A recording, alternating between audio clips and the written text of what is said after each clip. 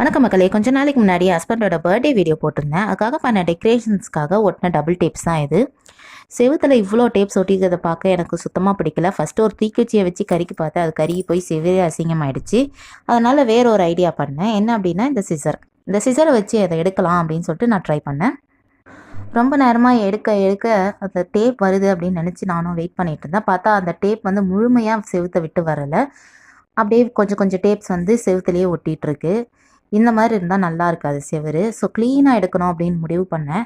அதுக்காக வேற ஒரு ஐடியா பண்ணேன். அடுப்பை பற்ற வச்சு அதில் ஒரு கத்தி வச்சு நல்லா சூடு பண்ணிக்கிட்டேன்.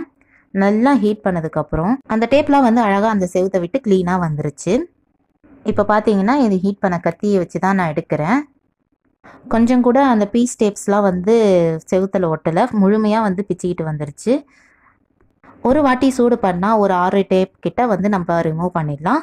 பெரியவங்களே நீங்களே இந்த வேலையை பாருங்கள். கிட்ஸ் கிட்ட இந்த வேலையை கொடுத்துறாதீங்க. இப்போது இப்படி இருந்த செவுரு தான் வந்து இப்படி அழகாக க்ளீன் பண்ணி எடுத்தாச்சு. வேறு செவருலாம் காட்டல, அதே செவரு தான். என்னதான் டேப்ஸ் எடுத்தாலும் அதோட அடையாளம் செவுத்தில் இருக்க தான் செய்யுது. அது பெயிண்டிங் பண்ணால் போயிடும். நீங்களும் இது போல் ஐடியா பண்ணி ஏதாவது வீட்டில் சரி பண்ணியிருக்கீங்களான்னு கமெண்ட் பண்ணுங்கள். நன்றி.